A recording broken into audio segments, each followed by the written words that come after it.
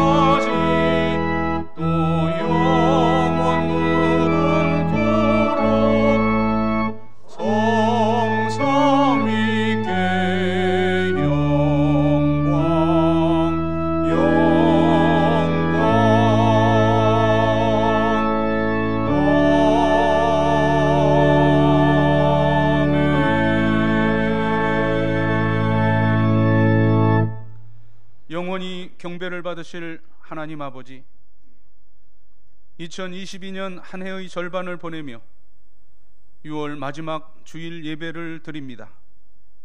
새해를 맞이하고 시작한 것이 어제만 같은데 어느덧 벌써 반년의 세월이 흘러가고 있습니다. 살같이 빠른 광음 속에서도 이 나라와 저희들의 가정과 산업을 지켜주신 하나님의 크신 은혜를 생각하며 감사와 영광을 올려드립니다. 특별히 이번 주에는 우리 민족의 아픔인 6.25를 기억합니다. 다시는 이 땅에서 동족상잔의 전쟁이 일어나지 않도록 평화를 주시옵소서. 전쟁의 폐허 속에서도 드려졌던 선조들의 기도를 들으시고 오늘의 이 대한민국을 이루게 하신 우리 아버지 하나님께 감사를 드리며 주님 예수 그리스도의 이름으로 기원하옵나이다. 아멘.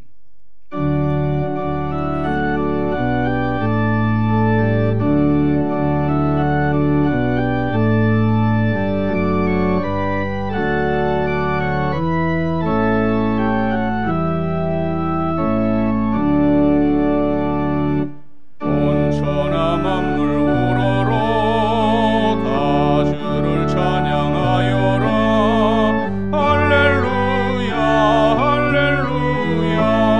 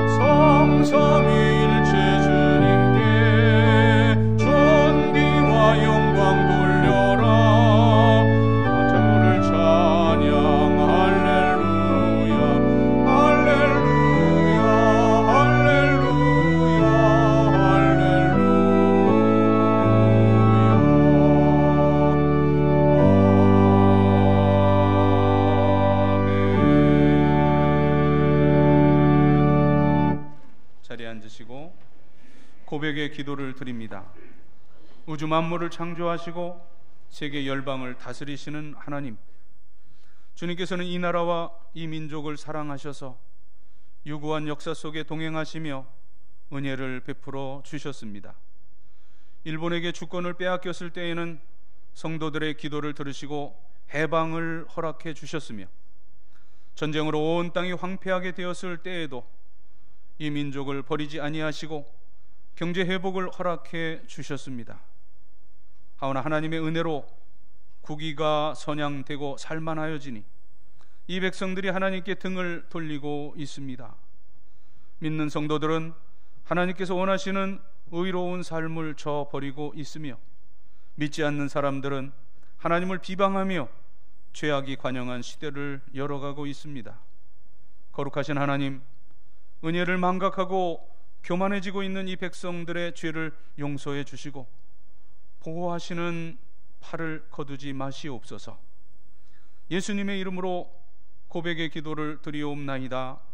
아멘. 하나님과 나만이 아는 죄와 허물을 고백하며 참회의 기도를 계속 드립니다.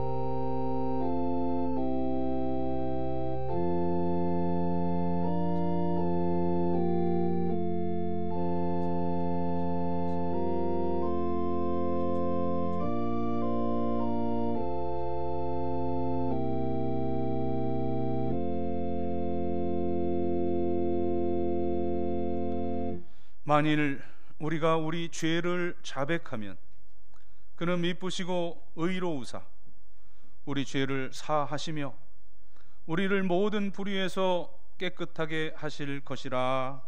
아멘. 나는 전능하신 아버지 하나님, 천지의 창조주를 믿습니다. 나는 그의 유일하신 아들 우리 주 예수 그리스도를 믿습니다. 그는 성령으로 잉태되어 동정녀 마리아에게서 나시고 본디오 빌라도에게 고난을 받아 십자가에 못 박혀 죽으시고 장사된 지 사흘 만에 죽은 자 가운데서 다시 살아나셨으며 하늘에 오르시어 전능하신 아버지 하나님 우편에 앉아 계시다가 거기로부터 살아있는 자와 죽은 자를 심판하러 오십니다. 나는 성령을 믿으며 거룩한 공교회와 성도의 교제와 죄를 용서받는 것과 몸의 부활과 영생을 믿습니다. 아멘. 자리에 일어나시고 교독문 4번 시편 5편의 성시를 교독합니다. 여호와여, 나의 말에 귀를 기울이사 나의 심정을 헤아려 주소서.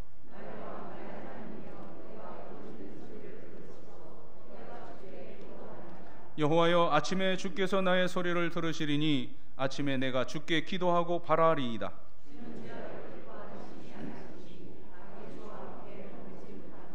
오만한 자들이 주의 목전에 서지 못하리이다. 주는 모든 행악자를 미워하시며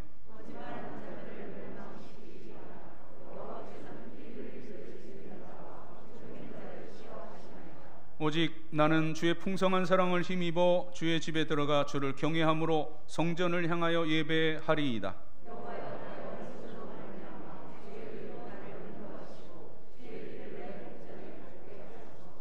아멘.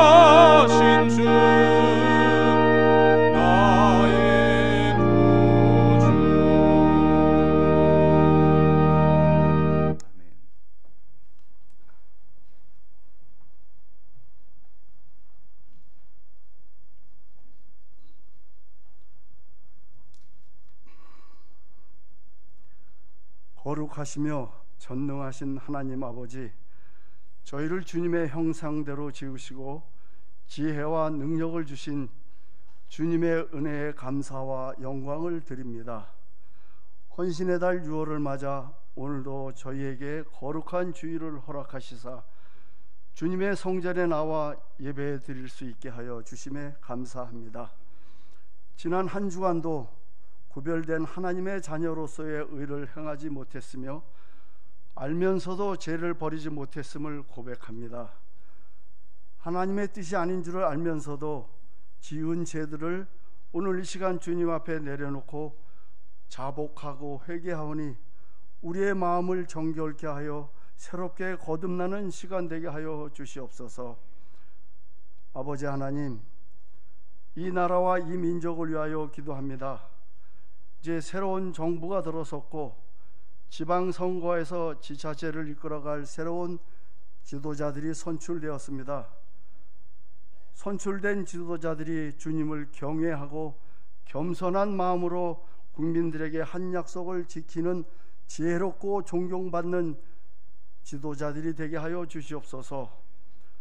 선거를 앞두고 반으로 나눠졌던 국민들의 생각을 분열이 아닌 화합으로 하나가 되게 하시고 주권은 국민에게서 나온다는 것을 항상 명심하여 이제 더 이상 분열되지 않게 하시어 모두를 아우르고 포용하여 오직 하나님을 경외하여 공정과 정의로운 사회가 세워지게 하여 주시옵소서. 7월은 교육의 달입니다.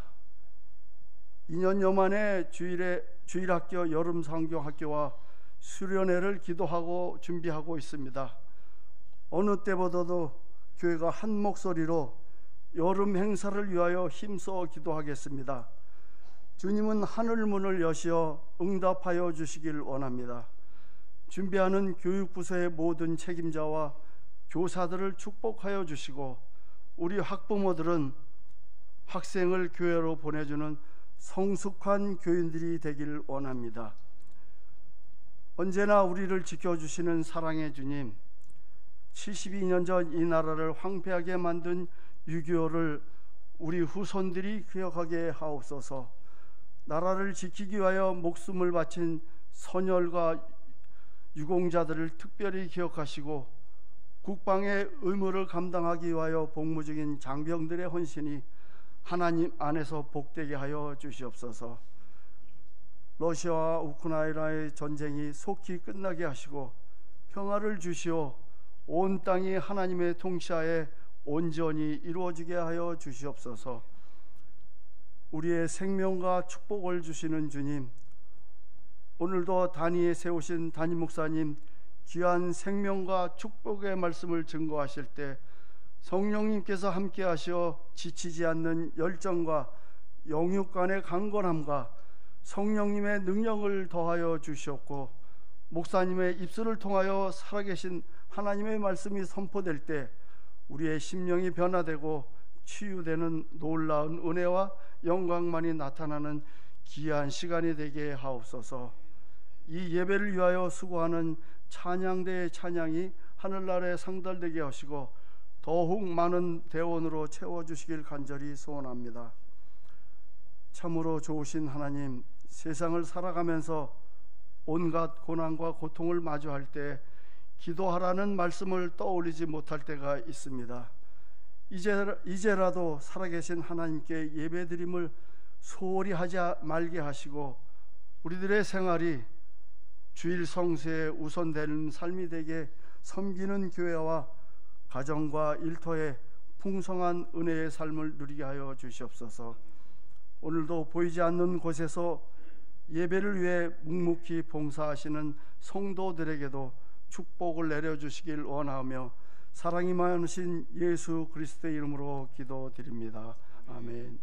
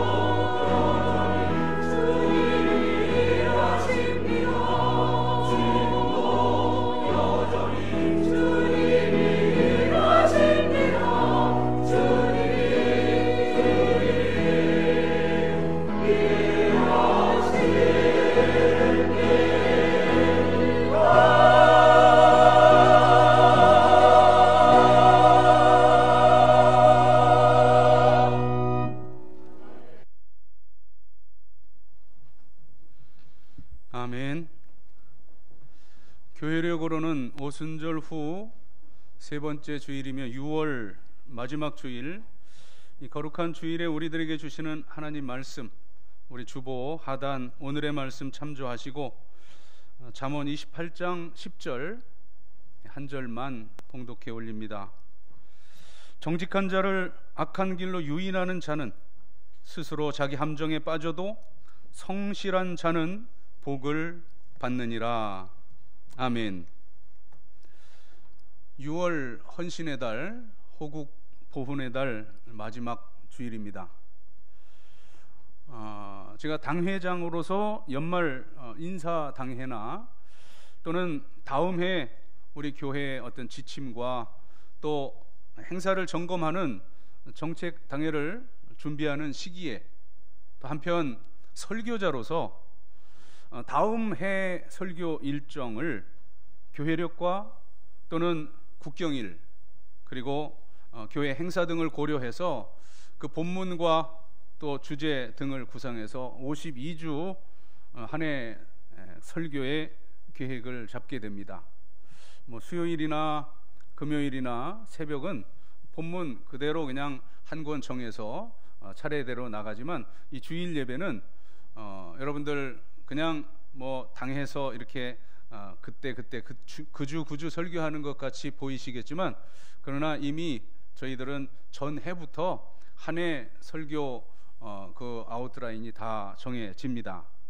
원래 올해 2022년 이 계획했던 6월 마지막 주일인 오늘은 어제가 6.25 전쟁 72주년 되는 날이었습니다. 그래서 설교 일정에 따라서 이제 애국과 또는 호국, 국가관을 주제로 설교를 계획한 대로 이제 준비하고 있었는데 그런데 지난달 대통령 취임 후에 아주 이 남북 관계가 굉장히 좀 미묘합니다. 긴장 관계 그리고 또 이 한미일 간 이 국제 관계 등도 이게 전에 없이 좀 많이 흔들립니다. 어제 일본의 총리가 이제 나토 그 연합회에 가서 한국 윤석열 대통령과 단독 회담 일정은 없다. 이제 우리의 어떤 발목을 잡으려고 하는 그런 어떤 전략인 것 같은데 아무튼 이제 이러한 그 소강 내지는 혼돈 상황이어서 이제 어떤 정형적인 계획된 주제 설교는 차후로 이제 보류하겠습니다.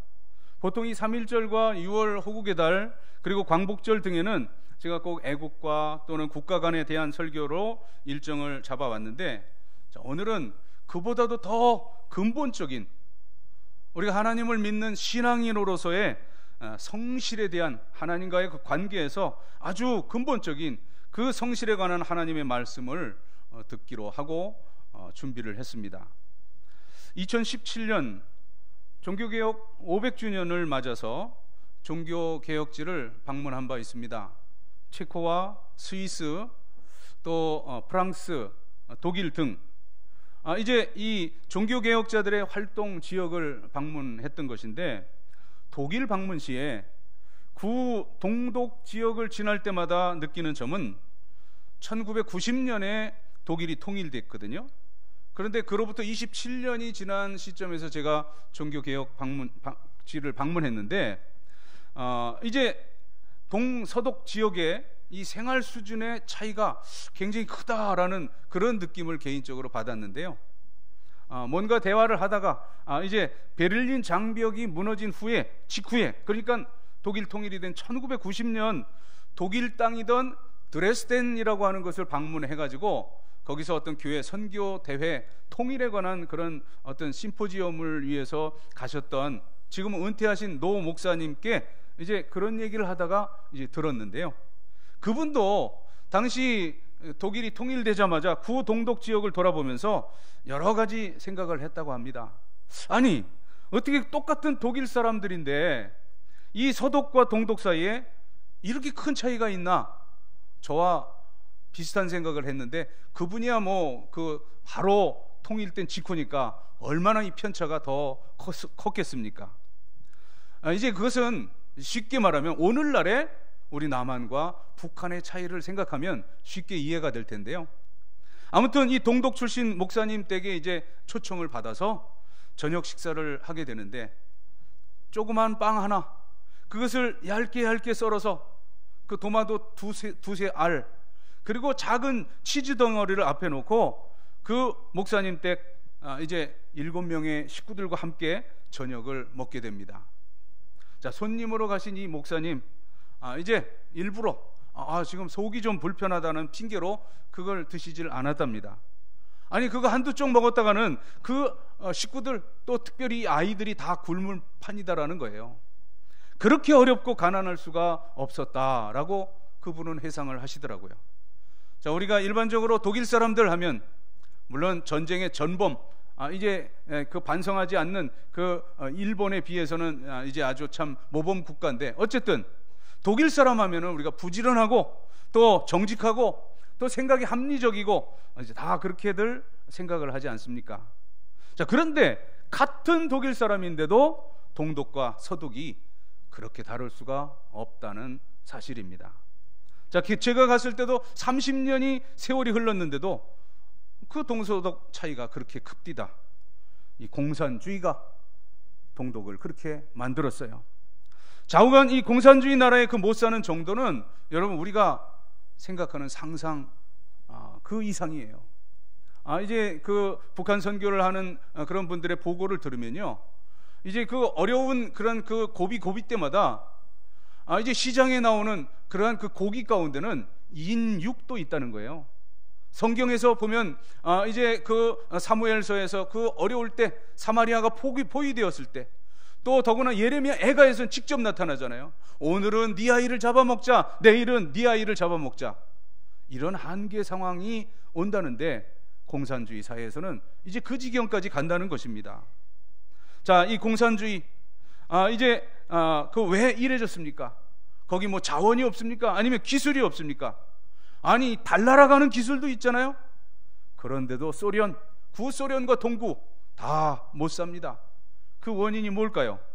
많은 사람들이 뭐 연구하고 많은 책을 쓰고 뭐 이렇게 그 분석을 하지만 그 답은, 결론은 간단합니다.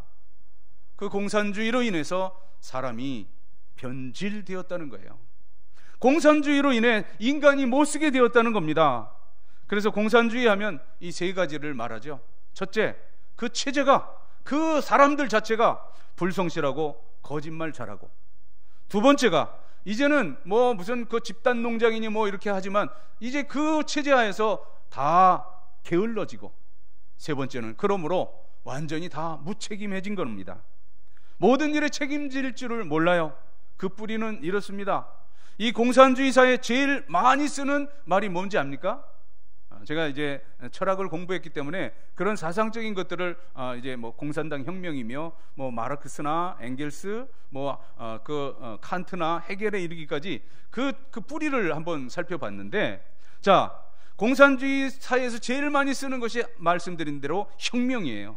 혁명, 개혁혁명 외치지만, 그러나 가만히 분석해 보면 그 혁명이라는 것이 내 가난의 책임과 또 나의 잘못의 책임을 다 다른 사람들에게 돌려버리는 겁니다. 여러분, 내가 잘못했습니다 하면서 혁명하는 사람 봤습니까? 하나도 없었습니다. 이 공산주의는 개혁과 혁명을 외치지만 그 내면에 자기 개혁, 자기 혁명은 없어요. 이 개혁이라고 하는 이 자체도 그 의식 구조가 책임을 남에게 돌리는, 다른 사람 탓하는 이제 그런 얘기들입니다. 그래서 무책임하게 되는 것입니다. 개혁을 주장하는 그 사람 속에 진정한 개혁은 없었어요. 이 사람들 꼭 자기 아닌 것으로 그 모든 탓을 세상 탓으로 돌려버립니다. 그래서 사회가 잘못됐고 이 세상이 잘못됐고 아무개가 구조적으로 총체적으로 잘못됐다. 그러나 아무리 외쳐봐도 그것은 무책임한 소리요, 바로 거기에 문제가 있었던 것입니다. 자, 가난하고 부하고 뭐 지식이 있고 없고 또 지위가 높고 낮고의 문제가 아니라 가장 근본적인 기초와 기본은 바로 성실인 것입니다. 한 나라의 국가의 경제, 정치도, 그리고 우리 개별적인 우리 인격도 그 근본은 성실이올시다. 성실을 잃어버렸다면 다 잃어버린 것임을 명심해야 할 것입니다. 일본계 미국 학자인 프랜시스 후쿠야마라고 하는 사람이 쓴 트러스트라고 하는 책이 있는데요. 저는 그 책을 볼 때마다 어떤 이유가 있을까 궁금한 게 있는데, 단순한 건데요. 이 번역할 때 이것을 번역하지 않았어요. 그러니까 TRUST, 이 영어 단어를 그냥 우리말로 소리 나는 대로 트러스트라고 번역을 했는데, 자, 이 책의 핵심 주제는 경제란 것은 지식이나 자본, 기술에 의해 이루어지는 게 아니고 신용도에 의해서 이루어지는 것이다 라고 정의합니다. 이게 오늘날도 이게 한 30년 가까이 된 책인 걸로 제가 기억을 하는데 1900년대 말에 나온 거예요. 그런데도 오늘날 CEO 또는 어떤 정치인들, 경제인들, 어떤 지도자들 필독서에 꼭 포함되는 그런 책인데 아주 세계적인 선풍을 일으켰습니다. 자, 그런데 여러분, 거기서 말하는 게 돈이 없어서 못 사는 게 아니라는 거예요. 성실이 없어서 못 산다는 겁니다. 기술이 있고 무슨 지식이 있고 또 다른 모든 것들이 갖춰 있다고 하더라도 성실이라고 하는 그 기초가 없다면 다 왕창 사상 누각과 같이 무너지고 만다는 겁니다. 성실 지수가 문제라는 거예요. 자, 어떤 사회가 성실 도수가 높으냐 하면서 이 프랜시스 후쿠야마는 이제 가장 성실 지수가 낮은 사회가 봉건 사회다 이렇게 말합니다. 그런데 그 봉건 사회보다도 더 성실 지수가 낮은 사회가 공산주의 사회라는 거예요. 이 후쿠야마의 지론은 이 공산주의가 무너진 것, 그것은 성실이 없기 때문이요. 우리가 사는 이 자본주의도 완전한 건 아니고 아주 여러 가지 허점과 그런 단점이 많지만, 그래도 이 자본주의 사회가 체제가 이만큼 유지될 수 있는 것, 아주 조금이라도 성실이 평가받기 있기 때문이다 라고 분석하고 있습니다. 자, 그러므로 이 성실은 안다 모른다 또는 있다 없다, 이 할 수 있다 없다의 그런 문제가 아닙니다. 성실은 우리 인간의 삶에서 가장 근본이 되는 기본 자세입니다. 여러분, 돈을 잃어버리면 일부를 잃어버린 거고 건강을 잃어버리면 모든 것을 잃어버린 것이다 라고 말하죠. 자, 덧붙여서 이 성실을 잃어버린다면 그 과거와 그 미래, 그 모든 인생 전체를 잃어버린 것임을 잊지 말 것입니다. 여러분, 성실과 진실을 얼마나 소중히 여기십니까?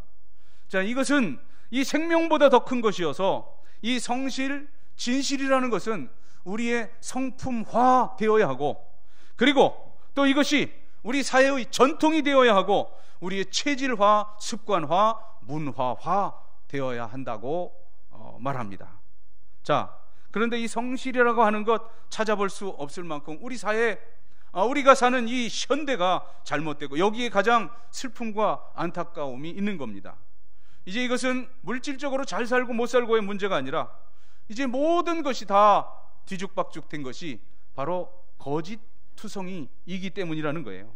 자, 이러고서도 이제 무너지지 않을 수 없다는 겁니다. 개인이건 사회건 이 성실 없이 서지 못하고, 성실이 없다면 정치고 경제고 없는 겁니다. 자, 이제 하나님의 말씀으로 돌아와 보십시다. 오늘 본문 말씀, 성실한 자는 복을 받느니라 말씀하는데요. 자, 이제 이 잠언 31장으로 되어 있는데, 잠언을 보면은 한 절 한 절이 다 우리에게 주시는 귀한 교훈이에요. 그런데도 또 1장, 2장, 3장 차례대로 읽어가노라면 그 장의 핵심적인 그러한 그 주제가 있는데, 바로 오늘 우리가 다루고 있는 주제가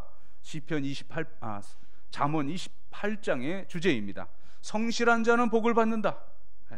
자, 이제 비슷한 구절을 한번 제가 읽어드릴게요. 6절을 보면 가난하여도 성실히 행하는 자는 부유하면서 굽게 행하는 것보다 나으니라.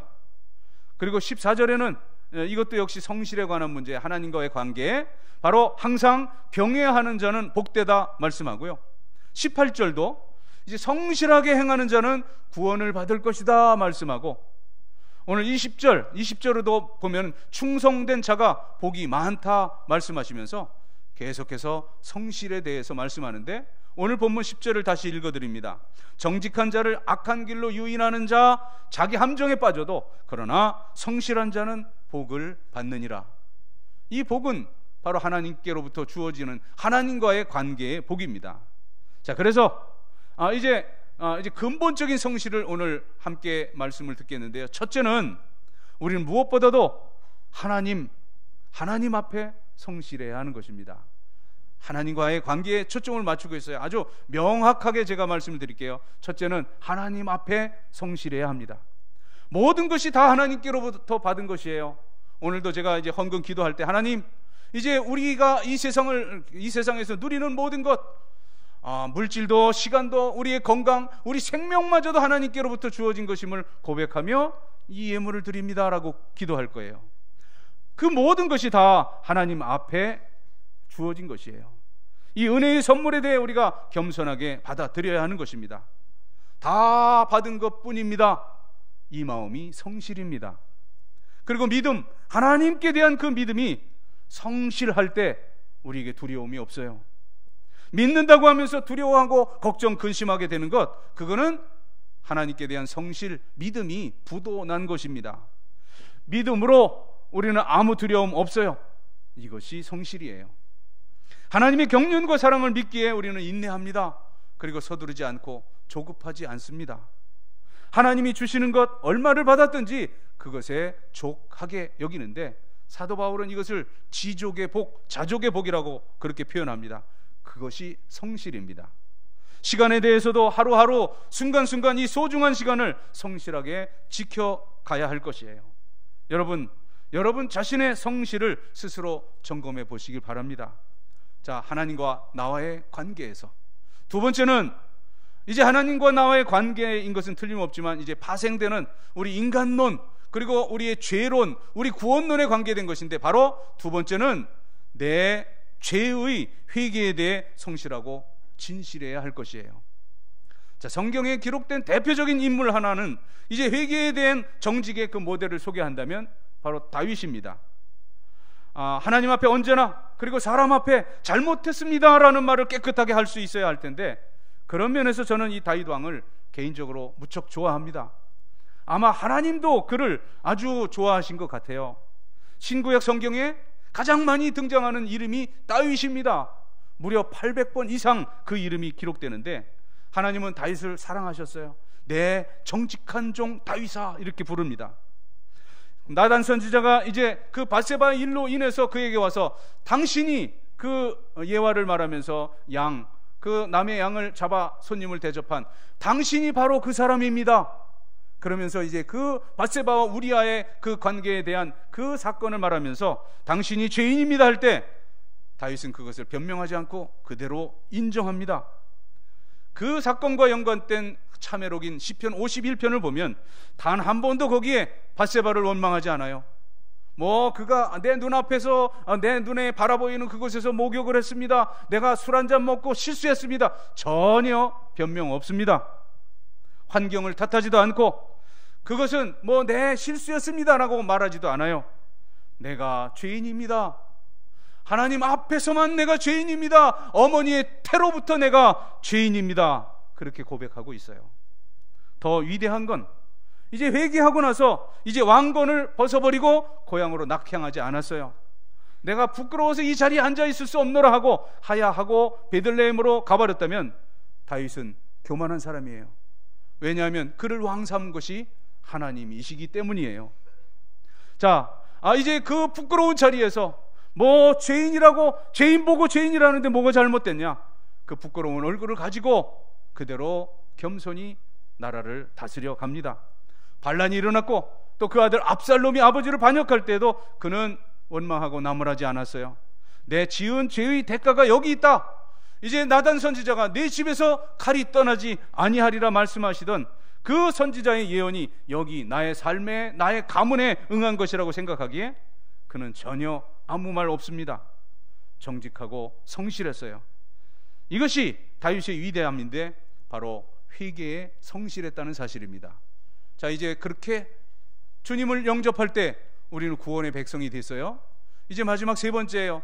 제가 하나님과의 관계와 나와의 관계만 말씀을 드리는데, 이것은 또 다른 사람과의 관계, 환경과의 관계, 세상과의 관계와도 연결되는데, 첫째, 우리가 하나님 앞에 성실해야 하겠고, 두 번째는 내 모든 죄의 문제, 죄사함, 회개에 성실해야 하겠고, 죄사함 받은 하나님의 백성이라면 세 번째는 나 자신의 존재에 대해서 성실해야 할 것이에요. 여러분 스스로 물어보십시다. 여러분 언제나 나 모릅니다 그거, 이 말을 부끄럽지 않게 할 수 있습니까? 그렇다면 여러분은 성실한 사람들이에요. 이 모른다는 말을 하기가 뭔가 좀 껄끄러워서 모르면서도 체면 위신을 생각해서 아는 척하고, 그게 불성실입니다. 우리가 어찌 다 알겠어요? 이 하나님께서 창조하신 이 그 엄청난 창조의 신비 가운데 이루어지는 모든 일들 어떻게 다 알겠습니까? 세상사 모르는 게 많은 것 당연합니다. 그러므로 모릅니다, 이 말 한마디를 아주 편하게 쉽게 할 수 있어야 한다는 것이에요. 우리는 유교 바탕을 둔 이 체면 문화 때문에 모른다는 말을 좀처럼 하지 못하는데, 그러나 우리는 이것을 알아야 해요. 하나님 앞에서 그리고 사람 앞에서 모르고 아는 척하는 것, 그것이 큰 거짓이요 불성실입니다. 그러므로 아는 건 아는 거, 모르는 건 모르는 거, 할 수 있는 건 할 수 있고 할 수가 없는 건 할 수 없다고 인정하며 살 일입니다.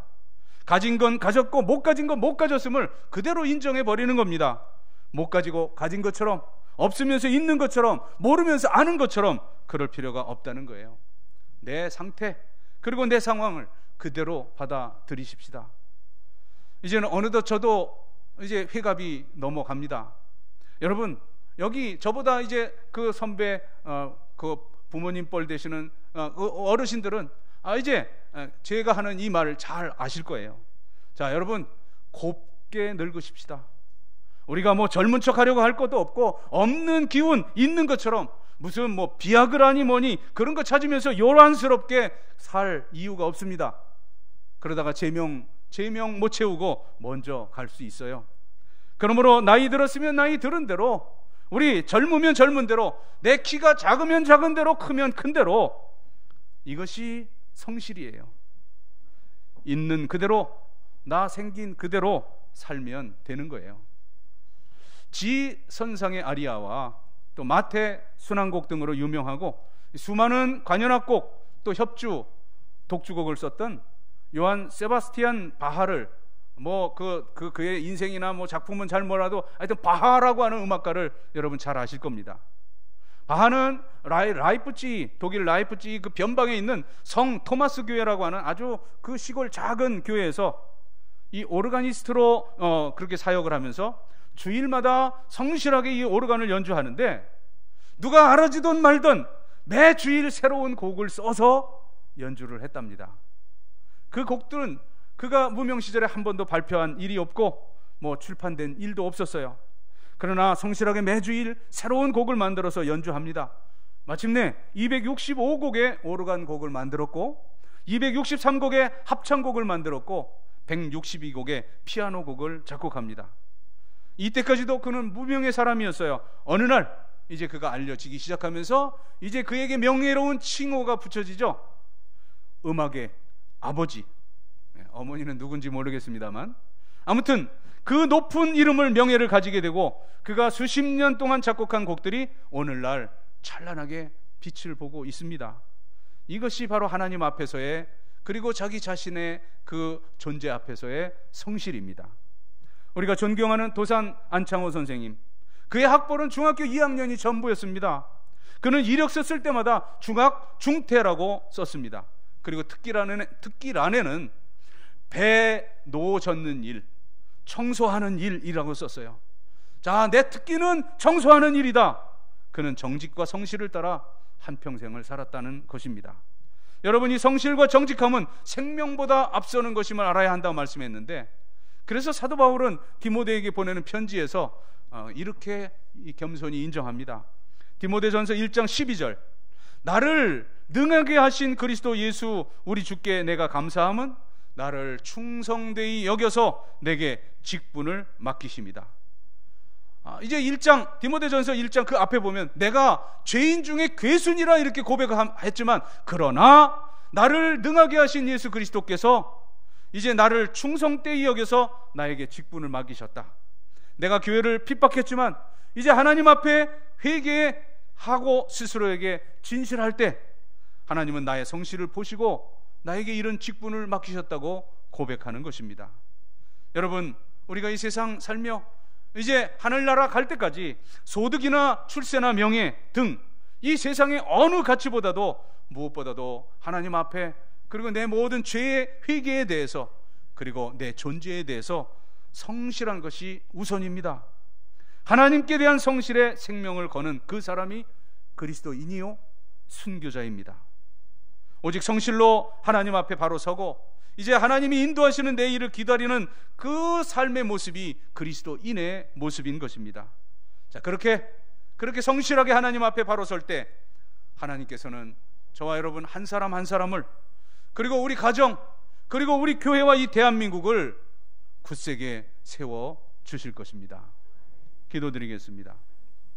하나님, 성실한 자, 하나님 앞에 성실하며 또 내 모든 그 허물과 죄에 대해 성실하며, 그리고 또 내 존재에 대해 성실한 삶을 살 때 모든 사람과 모든 나의 그 물질과의 그 관계도 성실할 것이고, 그리고 하나님 허락하여 주시는 그 복을 누릴 것이라 말씀 주셨사오니 그렇게 사는 저희들의 남은 생애가 되게 하여 주시옵소서.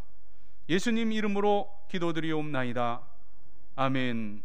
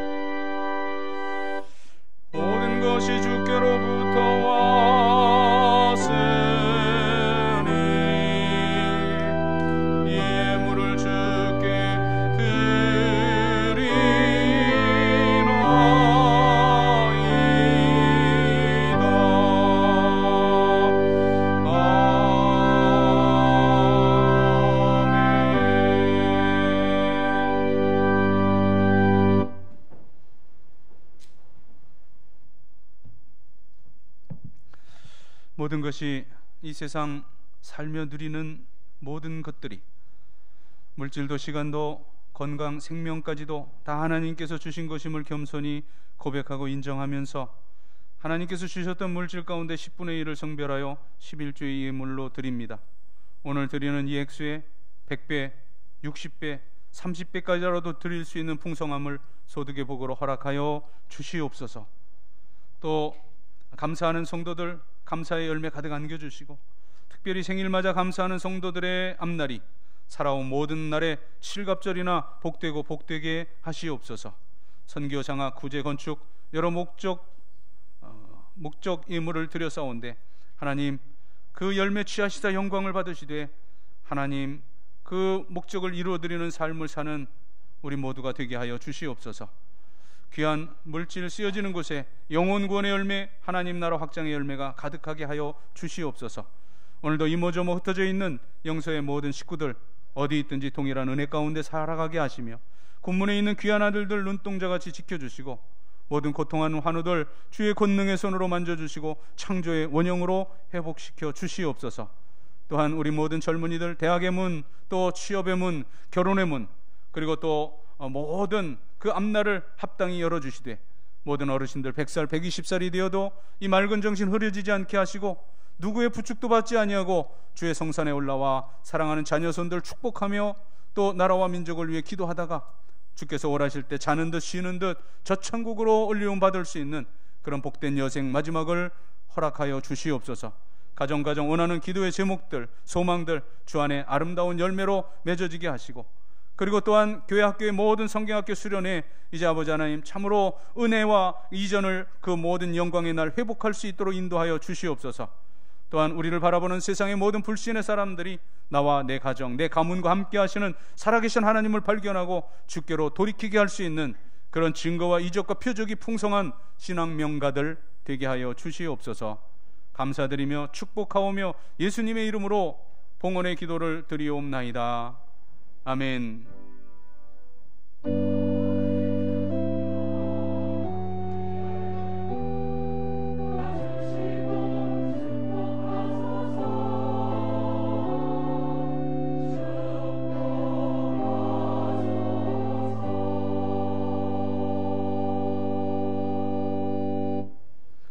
자리에 앉으시고요. 우리 오늘 등록하시고 새 가족 되신 그 귀한 분이 계십니다.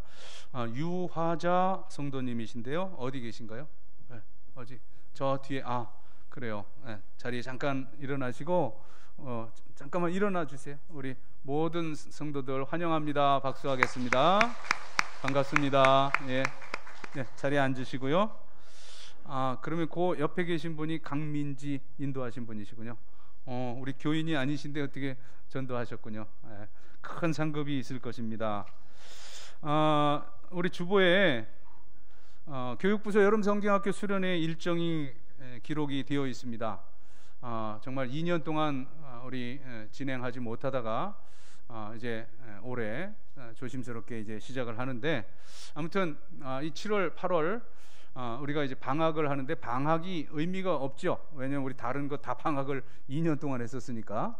다만 이제 금요 기도에만 2달 모이지 않고요. 하여튼 이 성경학교 수련회에 집중하면서 또 여러분들의 개별적인 모든 충전도 또 아름답게 또 행해지는 귀한 여름이 되길 바랍니다. 자, 이제 성경학교 수련회 앞두고 우리 여전도에서 이제 그 건의를 하나 해왔어요. 우리 코로나도 이제 이렇게 다 그 소멸되어 가는데, 지난 우리 부활절 때 각 그 가정에 김치 이렇게 해서 제가 문간에 신방한 일이 있었죠. 근데 이번에 이제 바로 7월 16일이 초복인 모양입니다. 그래서 전주 10일 주일, 그러니까 오늘하고 다음 주일 제가 이렇게 광고를 드리고 10일 날 오시는 분들은 누구에게나 500인분 그 삼계탕을 만든다 그래요. 그러니까 여러분 오시는 대로 이번에는 가구 세대별로 드리는 게 아니라 여기 주일날 예배 오시는 모든 분들에게 삼계탕 한 마리씩 복날 앞두고 선물을 드릴 테니까, 지금 보면 우리 구역에 어르신들 아직, 그러니까 어르신들이 교회 나오고 싶어 하더라고요. 그분들 만나 뵈니까. 그런데 그 자식들이 가지 못하게 하고, 또 어떤 그 대기업에서는 이제 교회 가게 되면 회사 출근하지 못하게 하는 그런 것도 지금까지 있어 왔거든요. 그러니까 하여튼 이제는 모든 것들이 다 지침이 풀렸으니까 10일 주일을 우리 전체 그걸 뭐라 그래, 총동원 주일 개념이 있죠. 예, 그것으로 생각하시고 다 오게 하세요.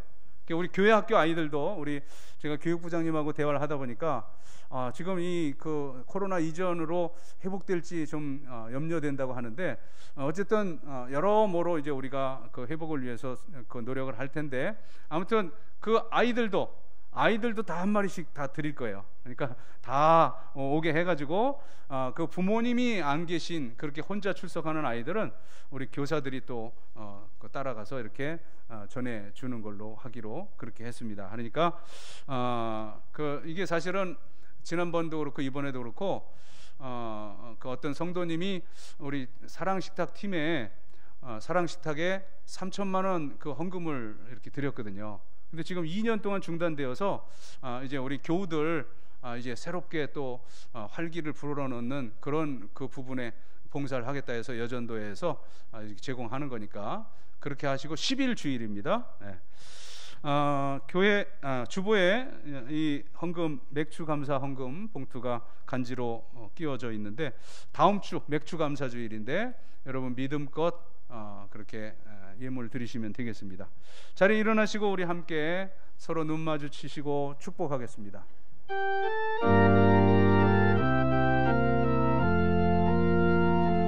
주의 사랑으로 사랑합니다.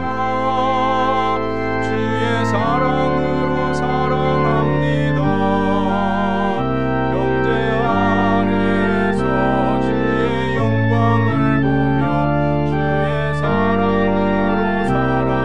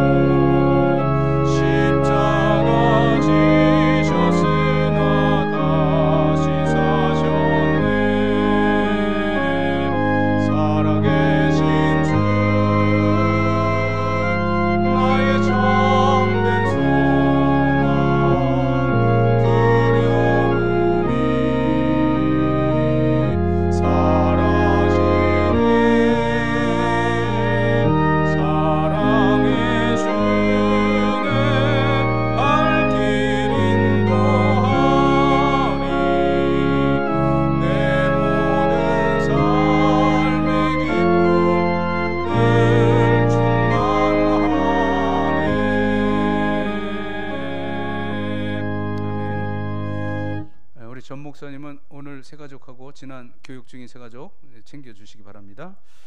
기도드리겠습니다. 여호와는 내게 복을 주시고 너를 지키시기를 원하며, 여호와는 그의 얼굴을 내게 비추사 은혜 베푸시기를 원하며, 여호와는 그 얼굴을 내게로 향하여 드사 평강 주시기를 원하노라. 아멘.